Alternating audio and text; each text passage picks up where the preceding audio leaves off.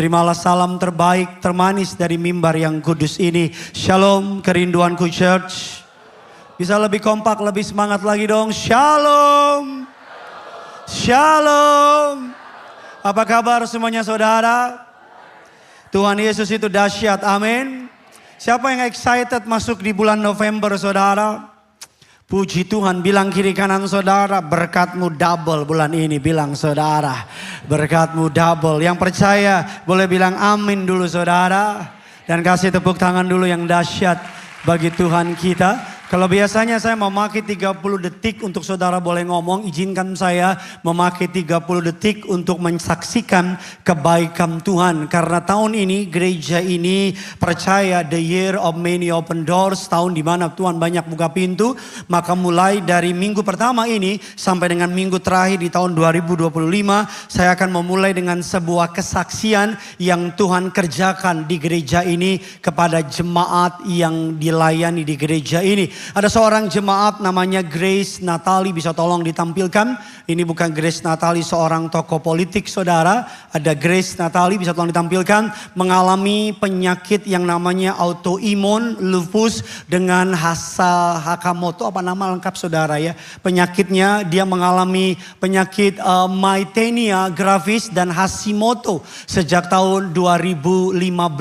Bapak Ibu, pada 4 Mei 2025 dia mengalami yang namanya opname, mengalami gagal nafas dan harus menggunakan alat bantu pernapasan. Saya kutip perkataannya, quote and quote, nggak saya kurang-kurangin, nggak saya lebih-lebihin. 28 Mei, Bapak Ibu, Tuhan Yesus dahsyat, ajaib dan heran. Dia mengalami yang namanya mukjizat Tuhan, tidak perlu menjalani terapi plasma Harris dan mengalami kesembuhan dari Tuhan. Boleh kasih tepuk tangan dulu yang dahsyat bagi Tuhan kita. Bagi saudara yang ingin bersaksi atas kebaikan Tuhan, saya mau bersaksi. Boleh saudara?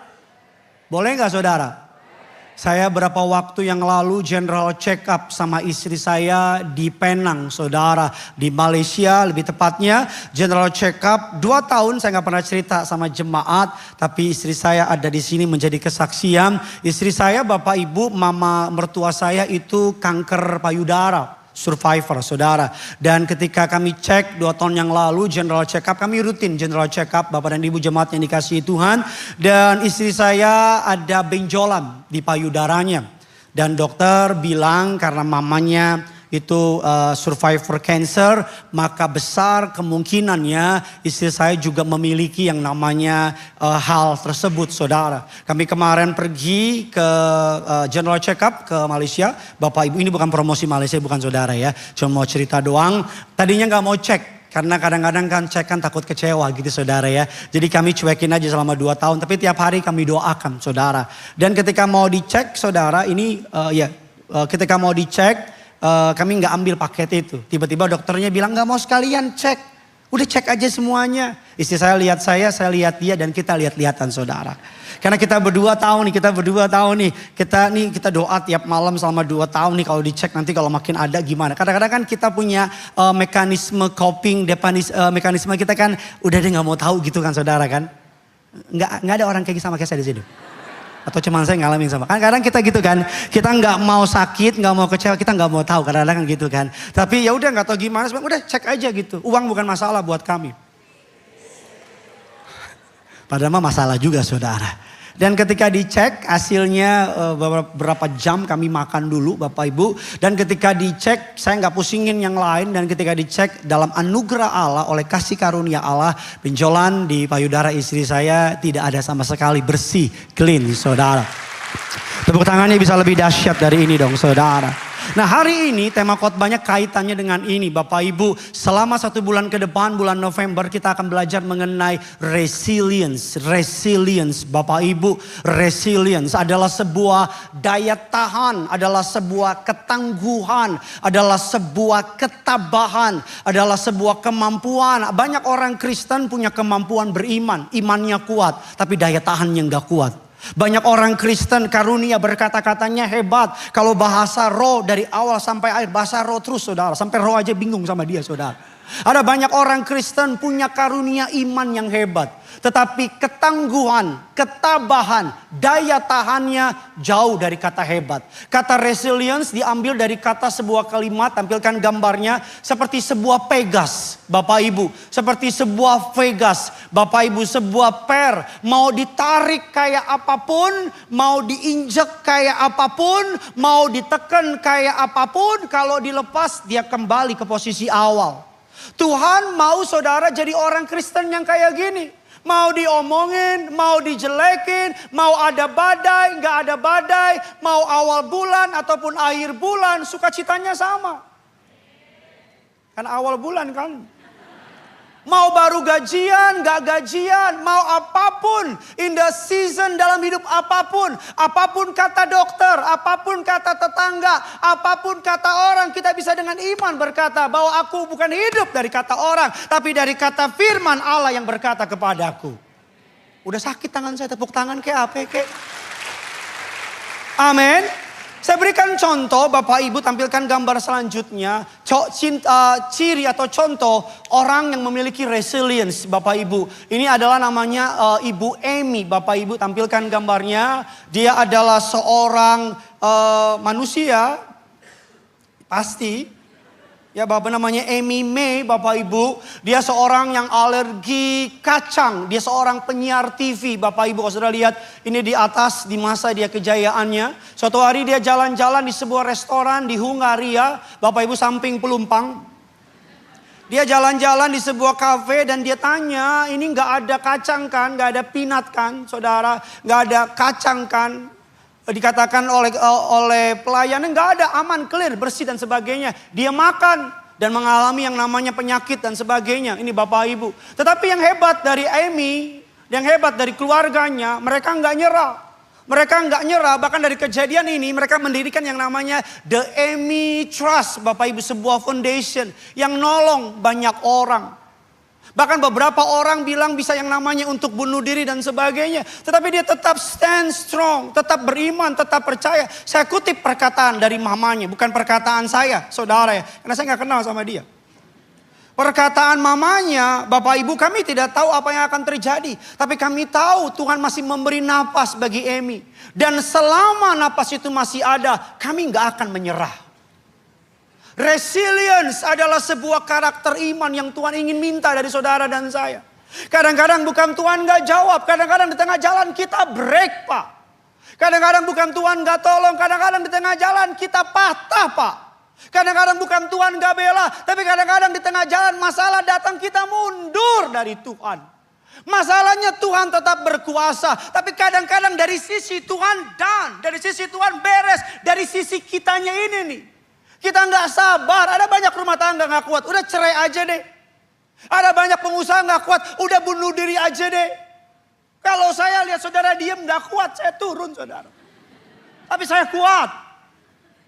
Amin kayak apa gitu. Mari saya tampilkan lagi Bapak Ibu gambar selanjutnya, sosok Niluh. Beberapa waktu yang lalu jagat sosial media diramaikan. Anak kecil Bapak Ibu. Udah bekerja untuk menghidupi ibunya dan sekolah. Dia jualan Bapak Ibu batako. Pulang sekolah dia pergi ke yang namanya pabrik batako. Dia bikin itu batako, bantu mamanya cari duit. Adik-adik muda yang papanya kuliahin, yang papanya kasih mobil, papanya kasih HP, papanya kasih bulanan. Masih bilang, aduh capek kuliah. Maju loh. Maju sini lah yuk. Maju loh, gua doain. Gua jambak rambut sekalian. Bapak Ibu kalau kita lihat ini, malu. Saya dulu kuliah S1 7 tahun, bukan bodoh, bukan. Sebelum kau menuduh saya bodoh. Bayar sendiri bos, bayar sendiri bos, bayar sendiri bos. Saya mau bilang sama saudara, resilience, daya tahan, daya pegas, daya per, orang jatuhin. Kita bukan kayak kristal yang perang. Tapi kita kayak bola basket yang dijatuhin. Psst. Tadi di Bekasi tepuk tangan orang denger ini semua. Memang masalah Bekasi sama Gading berbeda saudara. Bapak Ibu, saya mau ngajar sama saudara. Ada 3 reaksi terhadap kesulitan orang dalam menghadapi yang namanya tantangan. Reaksi yang pertama, orang menghadapi tantangan marah, frustasi, marah. Dan biasanya orang-orang karismatik kalau marah gitu, apa salahku Tuhan? Kalau Tuhan jawab, yakin nanya, kata Tuhan. Gue bacain modar loh, kata Tuhan. Banyak dari kita kalau kita buat salah. Saya mau bilang sama saudara ya, hari-hari ini banyak orang mulai cari Tuhan. Saya ulang ya, hari-hari ini gak tahu bagaimana, banyak orang mulai cari Tuhan. Karena orang mulai sadar, dunia ini akan habis. Hari-hari ini dalam pelayanan saya sebagai pendeta, sebagai gembala, banyak orang gak jelas cari Tuhan. Kamu yang udah di gereja, masa gak cari Tuhan? Masalah yang pertama, orang mereka berpikir bahwa kesalehan berarti bebas dari masalah. Saya selalu bilang sama saudara, saudara boleh melayani, saudara boleh aktif melayani. PA wanita, padahal engkau pria, kau ada. PA pria kau ada, pendalaman Alkitab kau ada, Sabtu ada pemberkatan pernikahan, kenal juga enggak sama yang nikah. Kau ada, doa semalam suntuk, sampai Tuhan pun udah mulai suntuk lihat kau. Kau ada, kesalehan tidak berarti meniadakan ujian hidup.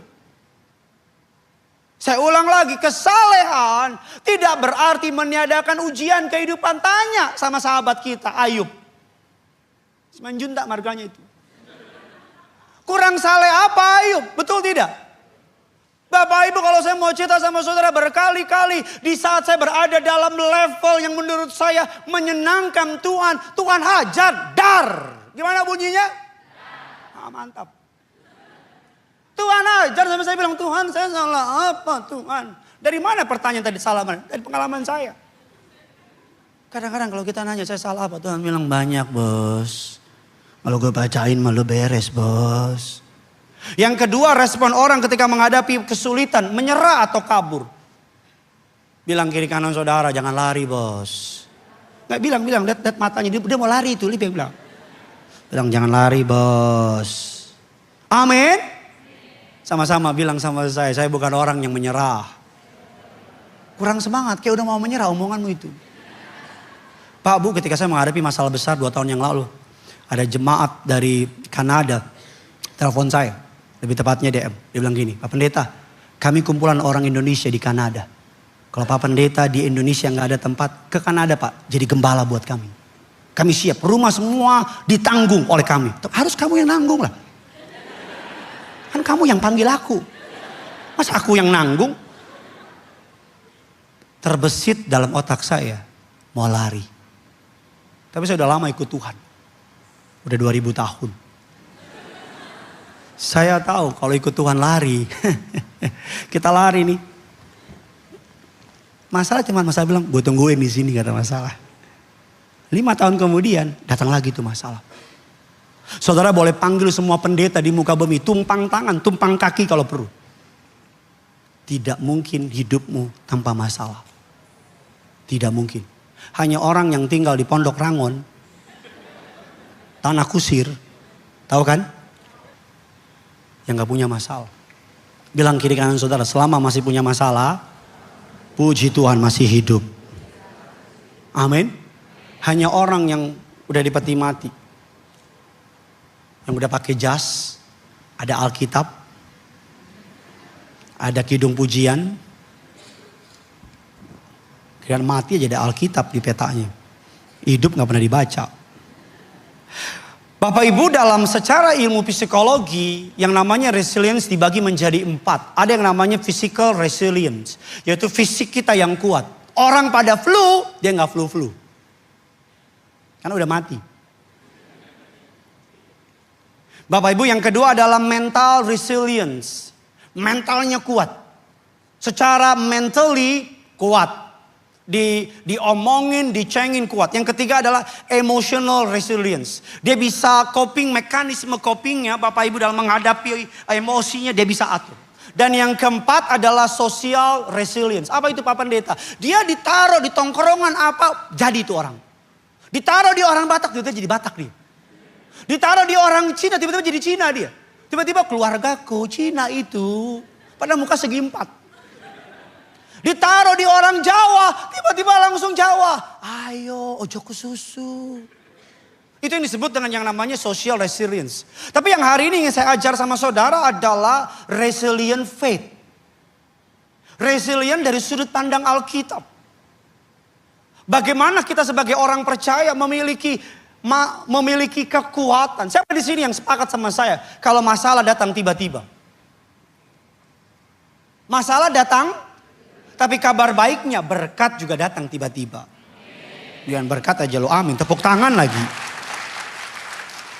Nah, mari kita melihat dalam Alkitab contoh orang yang mengalami masalah. Bapak Ibu yang bertubi-tubi. 2 Korintus 11 ayat 22 dan ayatnya yang ke-26. Yuk kita baca 4 ayat ini sama-sama.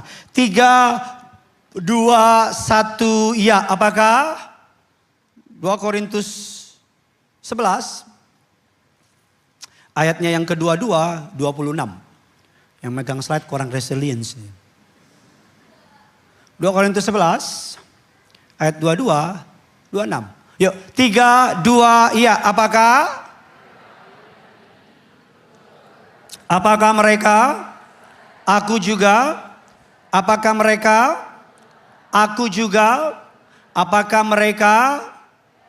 Aku berkata seperti orang gila aku lebih banyak, lebih sering didera, kerap kali, 5 kali aku disesa orang, setiap kali 40 kurang, 3 kali aku, 1 kali aku, 3 kali mengalami, sehari semalam aku. Ayat yang ke-26 lebih keras lagi, dalam bahaya penyamun, bahaya dari pihak orang-orang, bahaya, dan bahaya dari pihak-pihak apa Bapak Ibu? Saudara-saudara. 2 Korintus 4 ayat 8 dan ke-9. Rasul Paulus sedang menggambarkan tentang harga yang perlu dia lakukan ketika mengikuti Yesus. Mengikuti Yesus tidak meniadakan masalah, katakan amin. Salib Kristus bukan berarti tanpa masalah, karena Yesus pun melewati masalah. Kurang saleh apa Daniel? Masuk gua singa. Kurang saleh apa Sadrak Mesak Abednego? Masuk dapur perapian. Kurang setia apa Yusuf? Dijual jadi budak. Kurang hebat apa Daud? Menghadapi Goliat, dikejar-kejar. Kalau saudara membaca Alkitab, saudara akan menemukan semua orang hebat memiliki satu kesamaan. Apa Pak Pendeta? Resilience.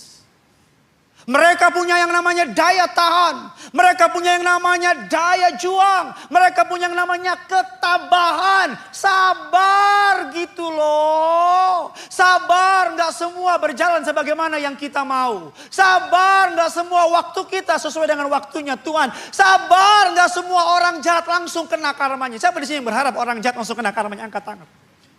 Gak ada. Saudara lebih kudus dari saya berarti. Bukankah kita seringkali berpikir berharap orang jahat menghadapi karmanya. Tapi kenyataannya kalau kita lihat justru hidupnya mujur-mujur aja. Baik. Ya, ada yang tidur bangun. Sabar.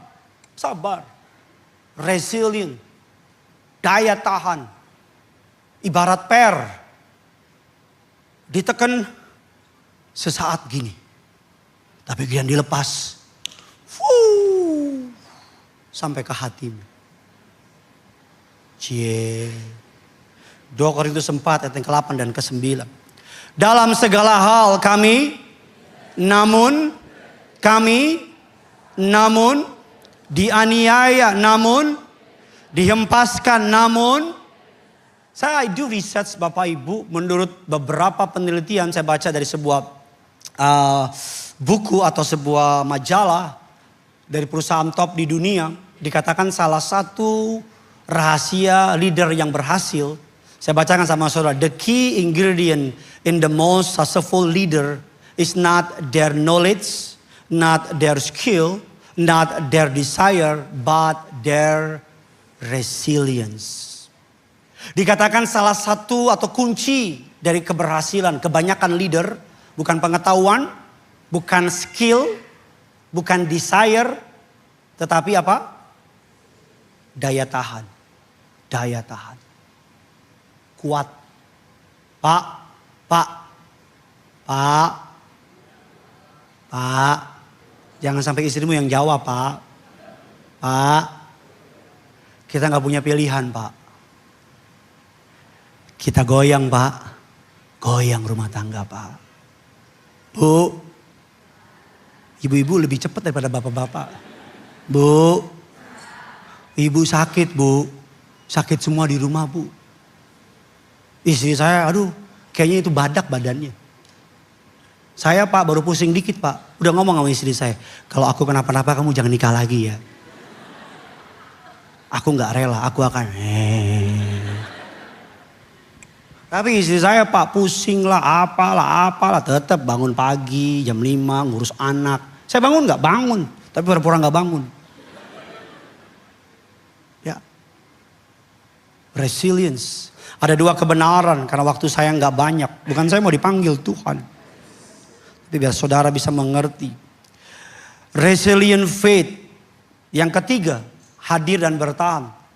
Bukan menyerah, bukan marah, bukan mundur. Hadir. Hadir dan bertahan. Hadapi. Bersama Yesus lakukan perkara besar. Bersama Yesus tidak ada yang sukar. Bersama Yesus. Tengok kiri kananmu.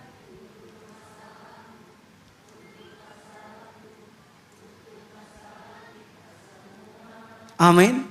Kita kasih tepuk tangan dulu yang dahsyat bagi Tuhan kita. Resilient faith terjadi dengan sebuah pemahaman yang pertama bahwa God is able. God is able. Sama-sama bilang sama saya, Tuhan saya sanggup. Lebih semangat lagi, Tuhan saya sanggup. Sama-sama bilang sama saya, Tuhan sanggup tolong saya. Tuhan sanggup bela saya. Tuhan sanggup pelihara saya. Tuhan sanggup tolong saya. Bapak Ibu, Efesus 3 ayat yang ke-20, bagi Dialah yang dapat melakukan jauh lebih banyak daripada yang kita doakan atau pikirkan. Seperti yang ternyata dari kuasa yang bekerja di dalam kita. Ayub 42 ayat yang kedua. Aku tahu bahwa Engkau sanggup melakukan segala sesuatu. Dan tidak ada rencanamu yang apa Bapak Ibu? Yang gagal. Pemahaman bahwa Allah sanggup akan membuat kita kuat di tengah badai. Pemahaman bahwa Allah, kalau dulu Allah tolong, hari ini dia pasti tolong. Akan membuat kita kuat menghadapi suami kita yang kepala batu, ibu-ibu. Jangan bapak-bapak yang amin, kau yang sedang diomongin ini. Pemahaman bahwa Tuhan sanggup pelihara kita di tengah keadaan resesi ekonomi. Akan membuat kita gak aneh-aneh dalam bisnis. Bapak Ibu izinkan saya memberikan sebuah kekuatan dari yang namanya pengharapan. Kekuatan orang bisa hidup tanpa makan beberapa minggu. Orang bisa hidup tanpa minum beberapa hari. Orang bisa hidup tanpa napas beberapa menit. Tapi tidak ada orang bisa hidup sedetik pun tanpa kehilangan harapan. Makanya orang Bekasi, orang yang paling bahagia. Karena semua harapan di sana. Harapan Indah, Harapan Jaya.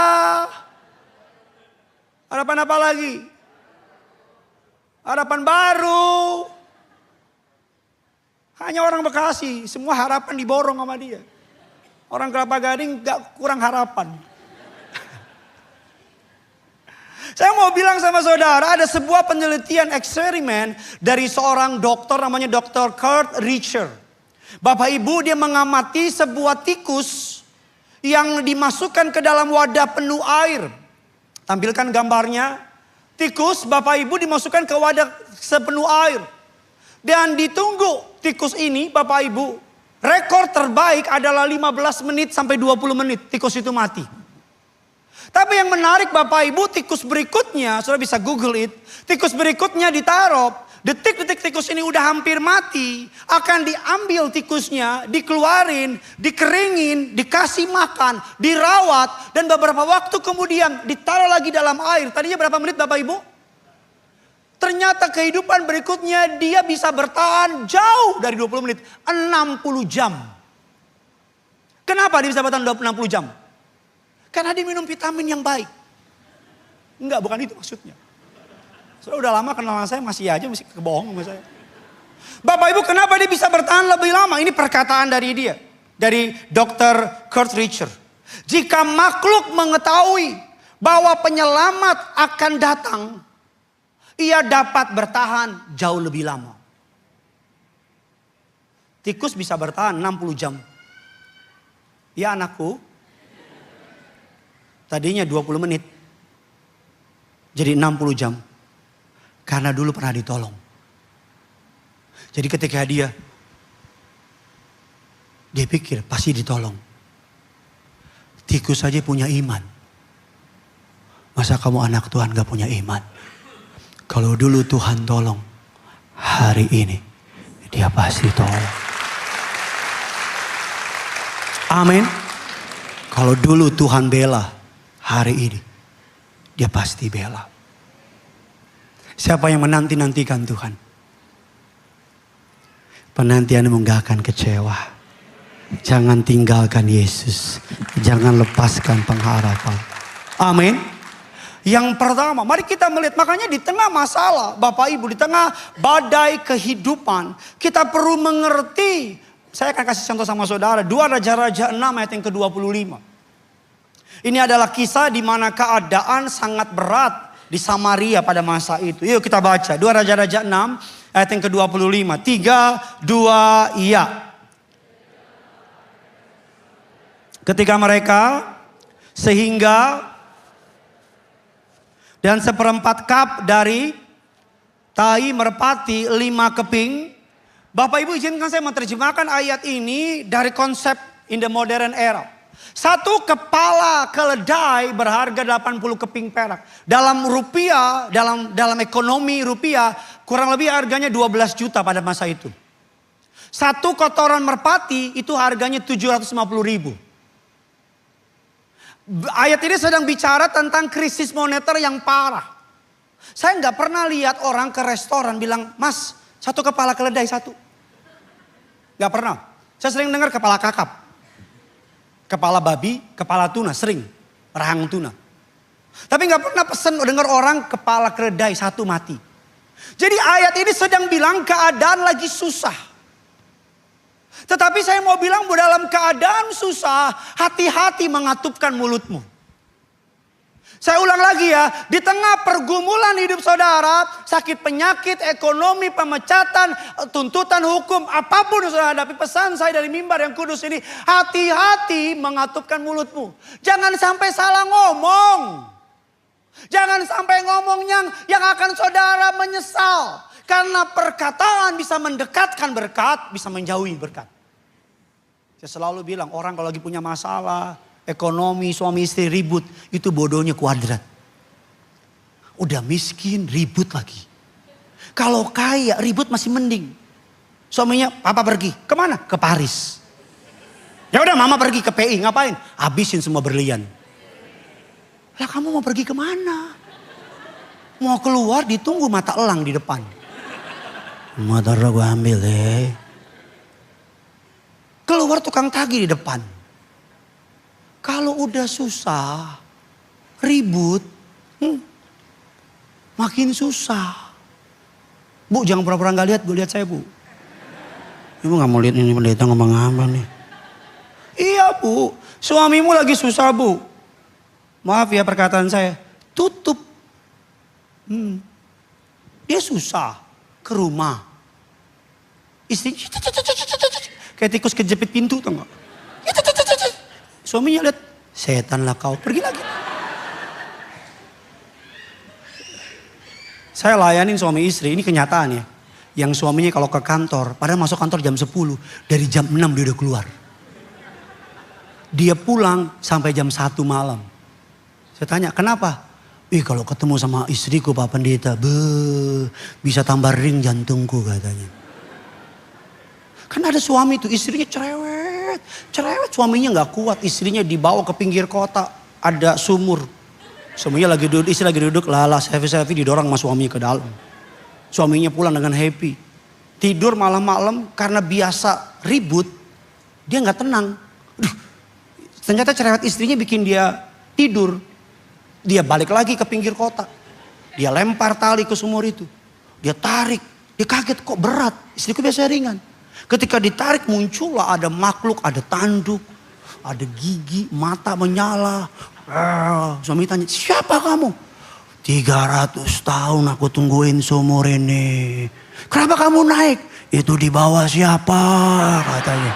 Aku gak kuat.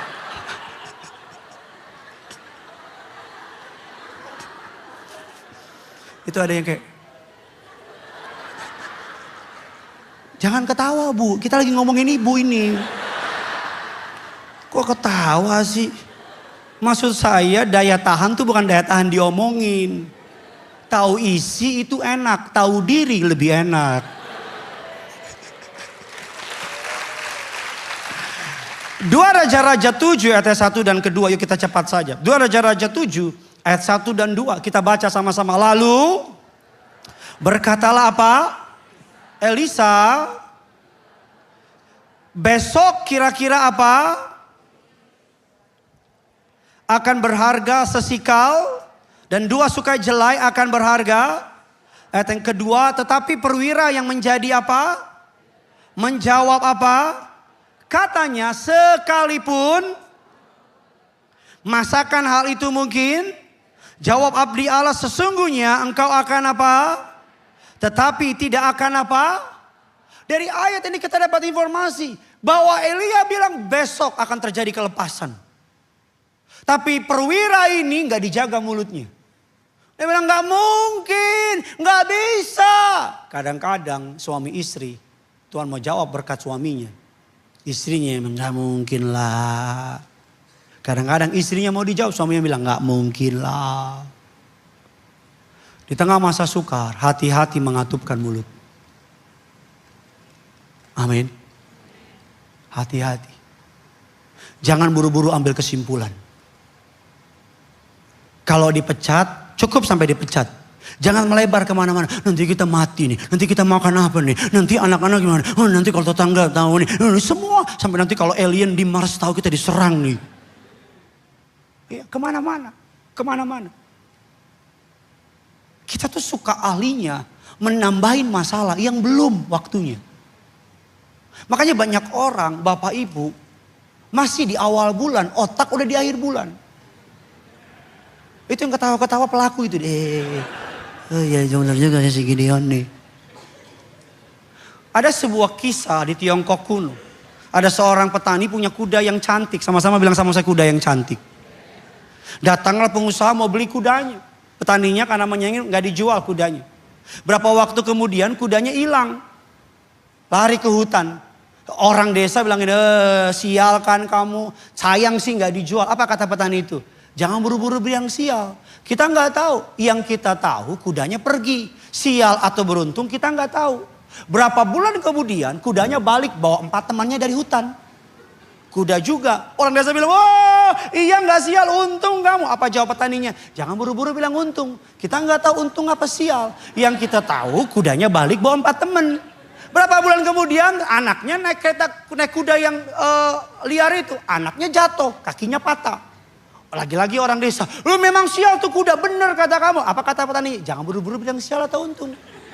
Berapa waktu kemudian raja mengeluarkan dekrit perang sama negara seberang. Karena perang seluruh laki-laki harus berperang. Karena anaknya kakinya patah, nggak jadi perang. Saya bisa lanjutin sampai nanti malam nih. Bisa nih sampai besok saya bisa panjangin nih. Nggak bisa nangkep nggak maksud saya? Kadang-kadang omongan kita mendahului Tuhan. Kadang-kadang omongan kita udah duluin Tuhan. Jangan kasih judul yang Tuhan belum kasih judul. Jangan kasih titik kalau Tuhan masih kasih koma. Amin. Jangan ditutup bukunya. Jangan ditutup bukunya. Udah kamu tutup aja bukunya. Di mana-mana dalam kisah-kisah itu pasti ada kisah menegangkan. Saya nggak pernah lihat film jagoannya muncul, musuhnya muncul, dipukul mati, di end. Mana ada kerennya? Mana ada kerennya? Makanya resilience, percaya God is able. Tuhan mampu. Tuhan mampu. Ketika saya diizinkan Tuhan memulai kerinduan Kush Church, saya punya iman satu. Tuhan mampu. Tugas saya siapin bangku. Jemaatnya, Tuhan mampu. Kasih mimpi saudara malam-malam, resah gitu. panas meriang tinggi. Dia tanya, papa kenapa? Gideon. Gideon. Itu namanya jampi-jampi. Saya percaya. Tuhan mampu. Ketika kami buka pendaftaran worship leader dan tim musik, 500 orang yang daftar. 500 daftar. Yang nyanyi sih gak sebanyak itu. Cuman daftar aja, cinta Tuhan tapi gak punya kualitas. Tapi cinta Tuhan. Dia nyanyi. Saya bilang, udahlah kau cocok jadi jemaat ya, usah nyanyi ya. Tapi yang daftar 500. Pemusik, pengerja yang daftar banyak. Kenapa? Tuhan mampu. Tuhan apa? Mampu. Saya mau tanya di sini, siapa yang punya masalah besar dalam hidupnya, angkat tangan. Jujur aja, jujur yuk. Punya ya? Siapa yang punya masalah yang sudah diselesaikan sama Tuhan? Lebih banyak mana? Yang sudah atau yang belum? Ya udah, kasih kemuliaan, tepuk tangan buat Tuhan kita. Yang kedua, yang terakhir, sambil saya undang pemilik kuda. Yang kedua, resilient faith, orang yang imannya tangguh, imannya kuat, adalah mempercayai bahwa God is able. Yang kedua, ini kesukaan saya. God is good. God is good. God is good. God is good. Tadi di Bekasi ketika saya bilang God is good, dibilang all the time. God is good. All the time. God is good. All the time. God is good. All the time. Kalau dia datang cepat udah nyanyi kita. God is good all the time. Waktu kecil Tuhan baik gak? Sama omamu Tuhan baik gak? Sama kakekmu Tuhan baik gak? Sama anakmu Tuhan baik gak? Untuk selama-lamanya Tuhan baik. Tuhan itu apa? Baik, udah titik, gak usah kasih koma. Tuhan itu apa? Baik. Pak, saya dipecat, Tuhan baik. Kok baik? Ternyata dari pemecatanmu, perusahaanmu mau ditangkap KPK. Ternyata ketika lagi bengong, kamu lihat orang jualan keripik pisang. Gue bilang, gue lebih enak keripik pisang gue daripada dia. Bikinlah keripik pisang, lakulah. Jualan jadi keripik pisang. Dia cuma berpikir jadi pegawai, Tuhan berpikir dia jadi CEO. Tuhan baik. Udah sebar undangan, tiba-tiba ketahuan pacarnya selingkuh. Aduh Tuhan, kok udah cinta-cintanya kok diputusin Tuhan. Tuhan, aku malu. Tuhan bilang lebih baik hampir menikah daripada gagal menikah. Ternyata berapa tahun kemudian, ternyata pacarmu itu mengaku bujangan. Ternyata istrinya segudang. Tuhan itu baik. Aduh Tuhan pengen pergi dong ke acara party itu. Aduh Tuhan pengen dong. Gak dikasih sama papa. Alah bapak jahat, Tuhan gak ada, mana Tuhan. Ternyata di party itu ada miras narkoba. Ditangkaplah polisi semua. Dan ketika kau lihat kau bilang, aduh puji Tuhan. Coba kalau gue di situ ikut di bawahnya aku. Tuhan itu baik. Kalau Tuhan gak baik, COVID kemarin ini semua. Halo? Tuhan itu apa? Baik. Emang kamu hidup karena kamu sehat? Enggak.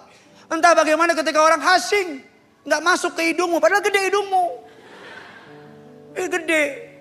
Tapi Tuhan tutup.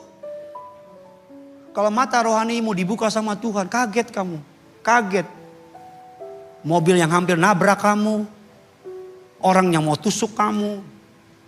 Politik kantor yang pengen jatuhin kamu. Kalau dibukain semuanya kau akan bilang gini.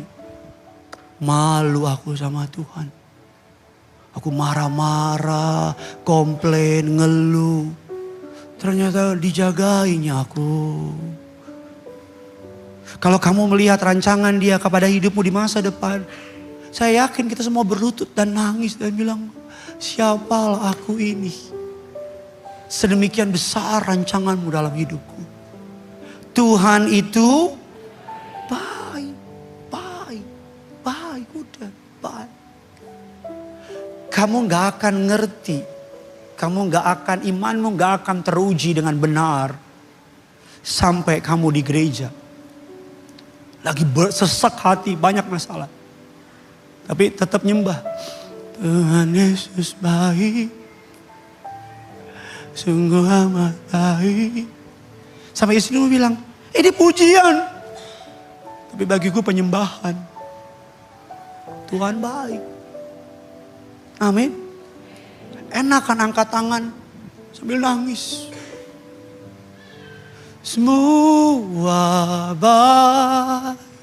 Semua baik. Apa yang telah kau buat di dalam hidupku,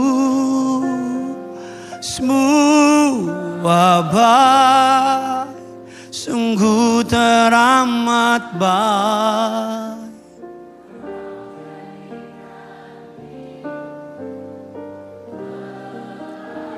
Tolong jujur sama saya, ketika kita menyanyikan lagu itu, kadang kita lagi gak baik kan? Lagi gak baik kan? Iblis ngomong di hati, baik dari mana Bambang?